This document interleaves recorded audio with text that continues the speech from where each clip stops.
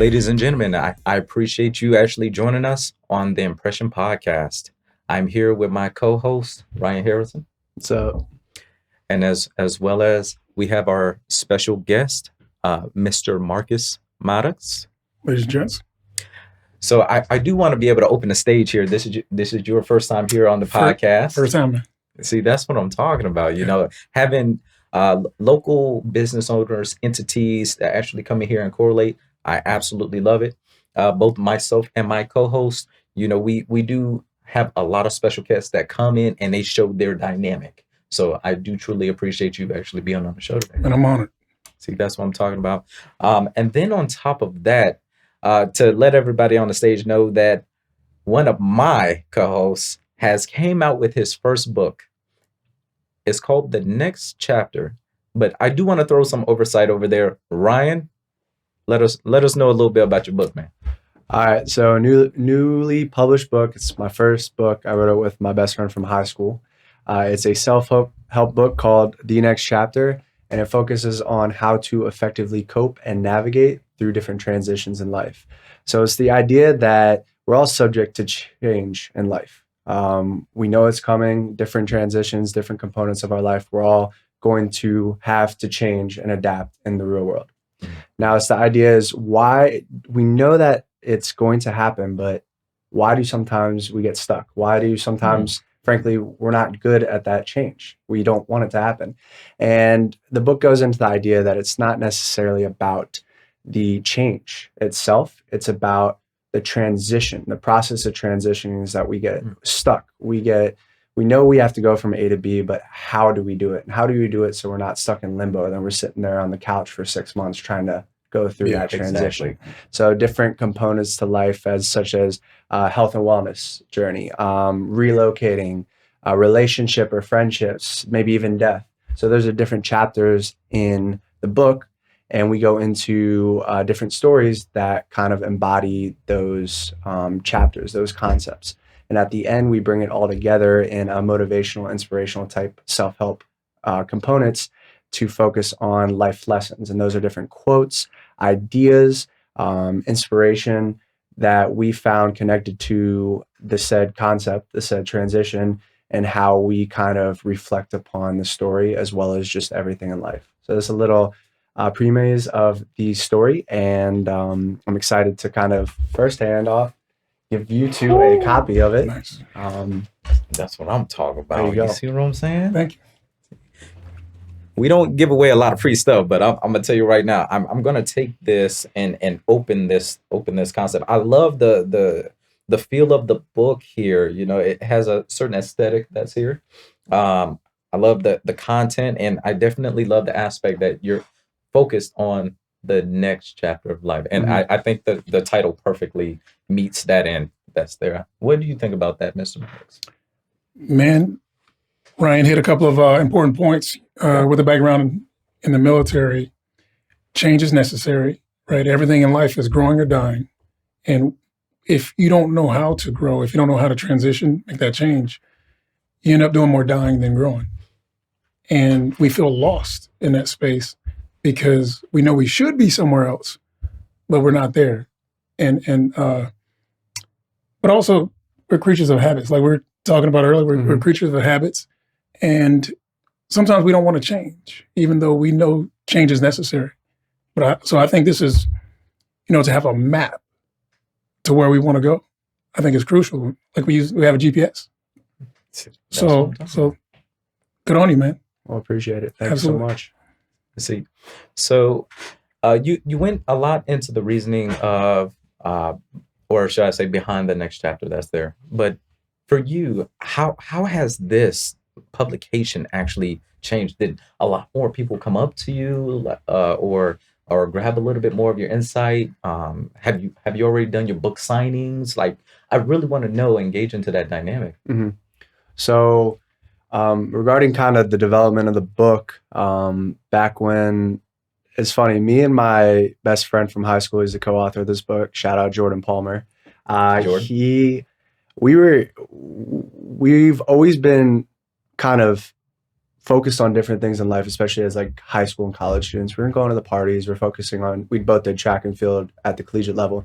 We're focused on that. We're focused on the next level of our life, the next, the next chapter, ironically. But it was the idea that, we had all this wisdom, we had all these ideas, and we would play, literally we'd sit down in my basement playing FIFA. And we would just be spitting ideas. We get into these motivational, just, I don't even know what to call it, like a tornado of just all these ideas of what we want to accomplish in life. And we started writing them down one day, and that's how the book started. We just started writing them down on a Google Docs, and this could maybe be a book. We could become authors. It was like a crazy idea. I hated writing. I hated reading for the longest time. And I'm sitting here formulating ideas. And over COVID, we had a lot more time to really develop how we wanted to go about it and what we wanted to bring to the audience. And it was a secret for a while. I'll tell you that. It didn't matter that people knew I was writing a book until it was published, until I actually had it in my hand. And that was one of the coolest feelings, is you had something tangible. That me and Marcus were talking about this earlier, is this could go on for generations. This could help people beyond the ones that you just reach on a physical platform. So it was cool to kind of have those ideas together. Now, a lot of the development, the behind the scenes, and all of it's still fresh. And I think that's what I want to keep with the book, is just continuing to promote it, but also focusing on the ideas and the concepts. The way we wrote the book is you don't have to read it from start to finish. There are different times that you may experience those transitions. You may focus have a health and fitness journey at this age, but then you might have to go through a transition of death at another age. Exactly. So you don't have to necessarily read it, and it's no specific order, right? Mm-hmm. So that was the idea, is you can always build upon those ideas, and it's never ending because neither is change. See, that's what I'm talking about. Having that structure already captured within your book and being able to portray that is marvelous. But I do want to talk about a turning point, because you did reference a turning point when it comes down to that. I know, coming from the entrepreneurship, the business owner aspect, but your specialization is in the financial domain. Right. So you're a business owner and an entrepreneur. Yes. As well as a financial educator. Yes. When we're talking about transitions, I mean, this is a perfect caveat to discuss that. Can you, allude to some of the concepts that occurred with you as well? Those transitions in life.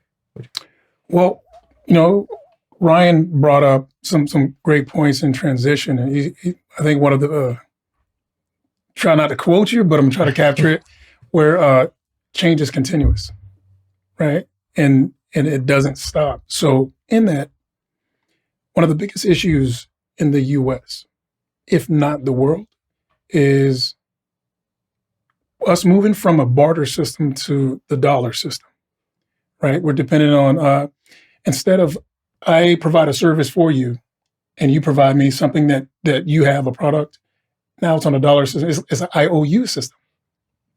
So with us going to an IOU system, we've disconnected service in that manner. And coming from a military service background, or anyone in a retail or customer service industry, it's all about the customer.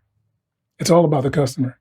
But this dollar system kind of takes us off of that. And in that change, and I'm just play on that, in that transition, we've lost the quality of the touch of helping someone, but that includes ourselves. We've lost the touch of, okay, I'm going to work. I'm going to work my entire life to accumulate something now, try to save it so that I can have it later, instead of just getting now. And what that turns into is we've bought into the borrow system so much that we're borrowers. We've become consumers versus producers. Our ancestors were producers. And if you didn't produce, you didn't eat. Cultivation. Absolutely. So I saw a deficiency not only in the military, but I don't come from a background of financial understanding, education, but I realized the majority of the people around me, not only how I grew up, but in my environment, they don't come from it either. This was my weakness, the financial industry. But I've also found myself learning more when I teach. So it's kind of selfish how I got into this industry, right? I wanted to learn more, but I learn more when I teach. So I got into the teaching, but what better way to teach than to own your own time, own your own business, but also control some level of your life to where you can provide a service and enjoy doing it. And I wanted to change my environment around me, not only my own, but I found that you can change more when you help others change. I like that. You create a change as you help others. Right. So that alludes to community impact. Yes. And customer service. It alludes to assisting in that transition in life that you were referencing in your book. So I do want to allude this question to both of you, from the different backgrounds. I mean, you're dealing from the aspect of life, health, and wealth, and you're dealing from life, health, and wealth as well, from two different entities, from physical athletics training, that physical capacity to that mental capacity with finances and breaking it down. That is a unique element. But my question is, what key steps do you think a person should make as the keys to getting gains? And what I mean by gains, I'm talking about, okay, professional development. Like, how far does that go? And does that transition well into your physical capability? How does this work? What is the keys to success? So either one of you, I want to start off with you side of the house. Okay. I saw you point. I saw you. So that's like a very good question. But if I had to sum it up into like a 30-second tidbit of information that will get the most value for, bang for its buck, I think it comes down to consistency and habits, right? Consistency. You do something once, that's cool. But it's never going to produce anything that you would want to have within your life. You're never going to get from A to Z by not taking the first step to B, then to C. So being consistent with your rituals, with your habits, which we'll get into a second, but being consistent, whatever you want to do, you want to, a health and fitness journey, you have to be consistent, whether that's eating the right foods, going to the gym, even from the mind and the mental side of things, affirmations or telling yourself that you're going to be able to get there. But it's going to take some time, but you have to be consistent with your intentions and your actions, the two. You can't just sit there and talk about it. You have to do something about it. So then that goes into habits, creating habits that are going to make you successful. So are you sitting there watching TV with, a tub of ice cream, right? Or are you out there, taking a walk with, your family, whatever, and listening to a podcast? So it's, Marcus said it earlier, is surrounding yourself with the environment in which you want to grow into. And that comes with that change too, is the environment you were in and the habits that you were doing. If they're not geared to where you want to go in life, you have to change the environment. You have to change the habits. You have to be consistent with those actions and produce the habits in which you want to be able to develop into, whatever it may be, health, professional, personal, relationship. So it's about taking those steps, being consistent with it, and producing habits that will actually lead you to said outcome or said result. You are the sum of 5 friends. I definitely align with that. Marcus, what you got on that? 100% habits, man. Someone great once said, you don't decide your future, your habits do. You decide your habits, right? And those are the smallest things. And there's 12 universal principles when it comes to behavior. One of them is the law of one, or the law of divine oneness. And what that means is everything is connected. Through energy, everything's connected, and we can see this. How you do a little bit is how you're going to do a lot. How you do anything is how you do everything. Love it. So if I can maybe, instead of eating at 100% capacity, if I can eat at 80% capacity, I begin a week, 2 weeks, I will begin to feel full at 80%. And then you create your new 80%. So that ties into everything in the financial industry. It's mindset, it's habits, the rule of 72. Einstein coined it as the 8th wonder of the world. And what the rule of 72 does is it outlines the impacts of compound interest. It kind of goes back to one of the original principles of reaping and sowing in first century texts, the Bible, where whatever you put into it, you're going to get more out of it. So you don't only reap what you sow, you reap more than what you sow. If you plant a few seeds, you're going to get a crop, right? If you plant a handful of seeds, you're going to get a bushel. So you always reap more than what you sow, and it doesn't discriminate between planting something good or planting something bad, which goes back to those habits. And with that change, something's changing.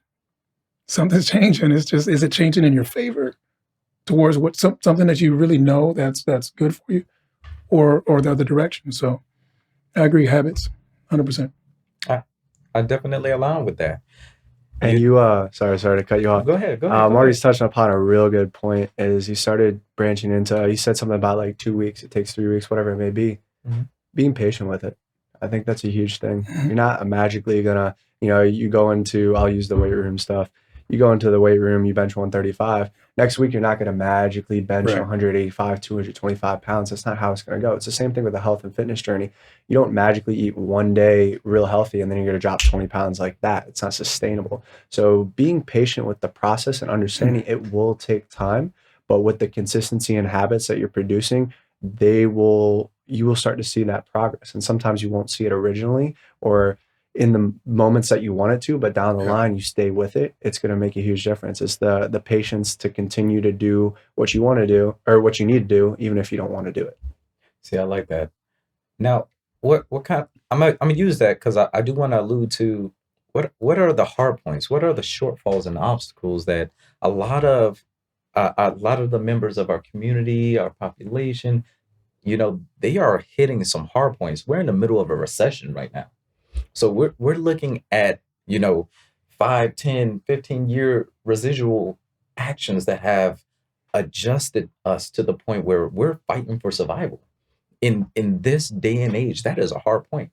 So what are some shortfalls and obstacles that you both had to go through? I mean, especially with writing this book and especially with getting into finance, let our audience know what's going down. I will say two things. The first is vision. Okay. Right. I've listened to a lot of motivational speakers. I've listened to a lot of inspirational content that helps you map out from where you are to where you want to go. I continuously find the original document that all that's coming from, the basic instructions before leaving Earth. So if you guys ever look it up, if you can find it, the basic instructions before leaving Earth, the Bible, right? So there's a concept that it says, where there's no vision, the people perish. And what that really means is perish is a rough translation in English. It means throw off restraint. There's no discipline. So those 2 weeks that you were just talking about, vision gives you discipline because it as long as you're focused on where you're going and where you want to be, and you can see it, even though it's not manifested yet, you can see it in your imagination. You know exactly, hey, that road is not where I want to go. Kind of like a GPS kind of guides us. It eliminates the distractions and the wrong roads, and it keeps you on track long enough to begin to see those results. But also, not just vision, but understanding. King Solomon said that wisdom is the key principle. So yes, you want to get wisdom, but if it costs you everything you have, get understanding. He said, get understanding, because you can know something but not understand it. That's true.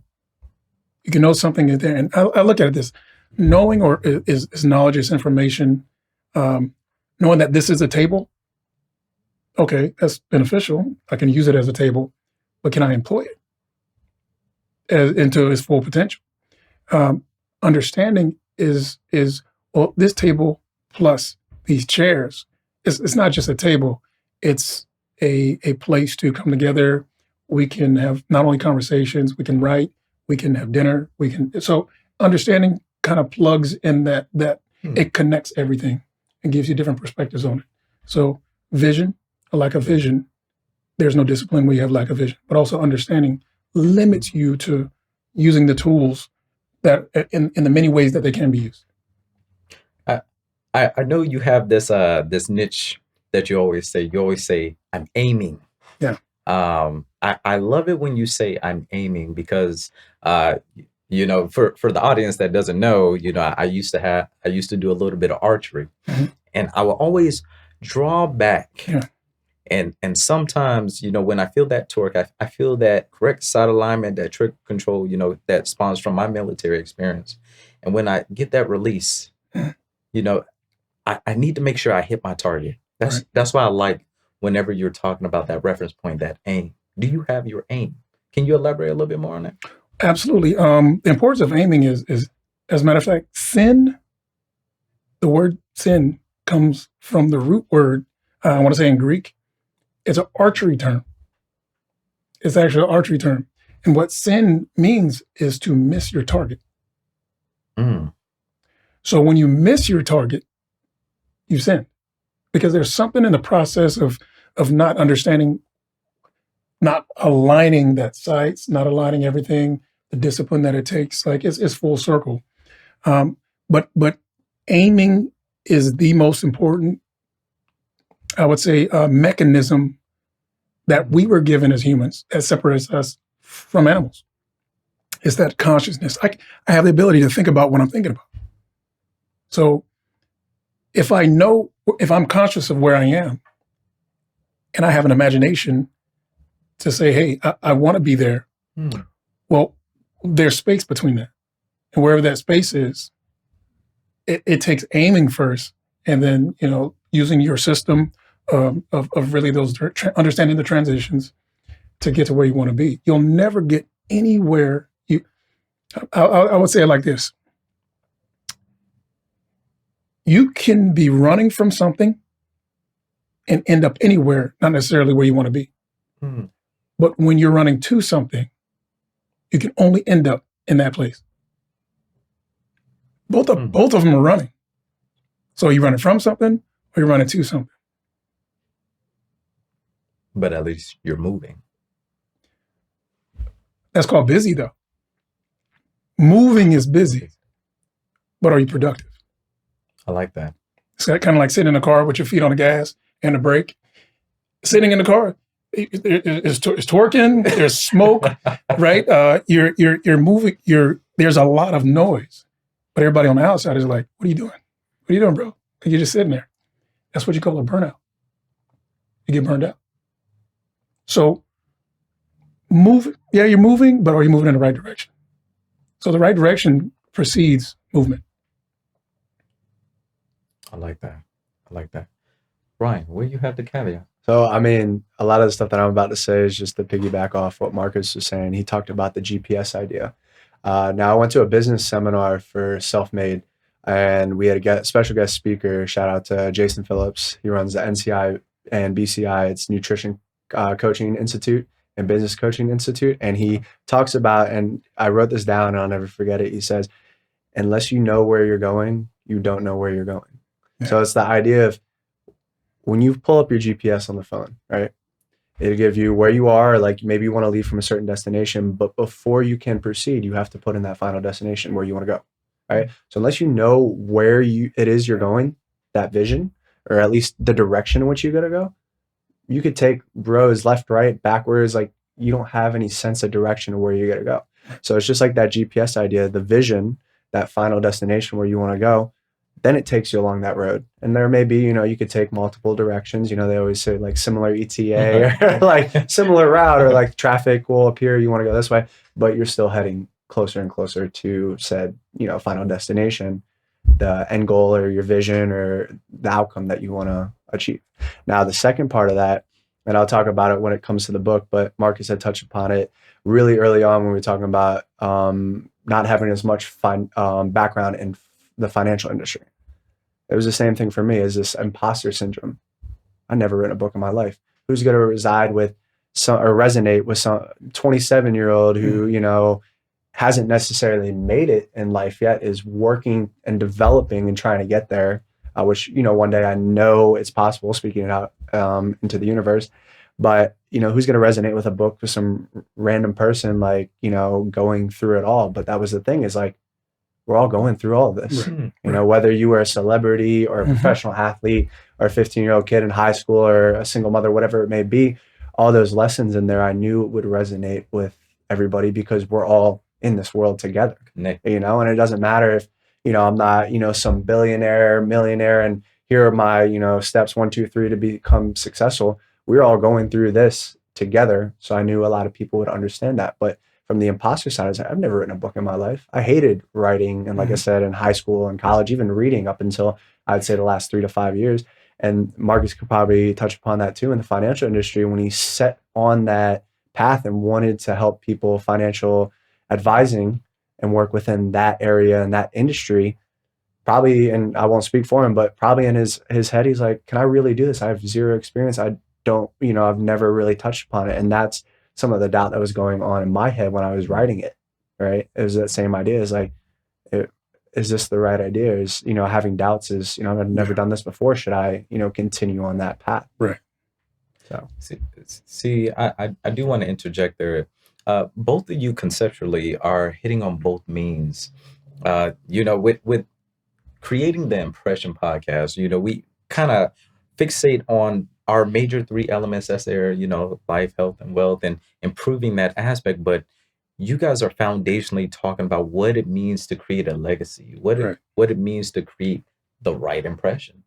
And I do want to thank you both for actually being on the show and being able to conceptualize that for our audience here. There is a lot of information that you guys can convey, and I know on future episodes, you know, this ain't gonna be the first time we bring you on. This is just season 1.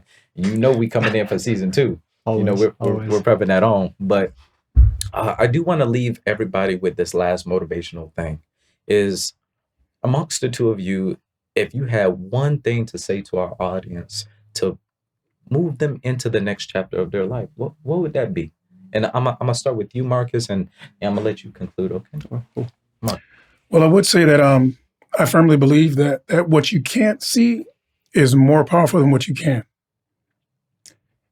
Nothing that we can touch that's tangible was here before someone thought about it.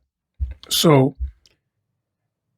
ideas are the most powerful thing ever, right? Ideas are what created not only the podcast, it created cars. When you look at houses, everything that's around you was created from an idea. And someone told them, no, you can't do it, right? Right. So it took that idea. So essentially, the most important thing that you can have is an idea, but also a drive, a willingness to listen to that urge, like I'm supposed to do something in life. I'm supposed to do something. And when those ideas aren't manifested, it goes to the grave. And the wealthiest place on earth is the cemetery because of the ideas that were unrealized, unmanifested, and it didn't come to fruition because we listen to everybody else, or we listen to that other voice that's saying, hey, you can't do it. You're not good enough. Who's going to listen to you? You're 27, right? Who's going to listen to you? You're military, right? Who's going to listen to you in the finances? You don't come from a financial background. But I'm afraid of being afraid. That's what brought me in the financial industry because I didn't understand it. And what I don't understand, I don't want to remain afraid. So I'm drawn towards what I don't understand. So my encouragement is if there's something that you feel like you want to go do, but it scares you, go do it, face it. Because when it's behind you, you're going to end up somewhere and might not be where you want to be. But when it's in front of you, you can at least see it, you can size it up, you can attack it. You can aim. Absolutely. That's what I'm talking about. That was a pretty good one. I like that one. I'll actually end with my favorite quote from the book, one of my life lessons. And I think it alludes to kind of everything that embodies the Impression podcast and everything that we have talked about today is life is only as good as your mindset.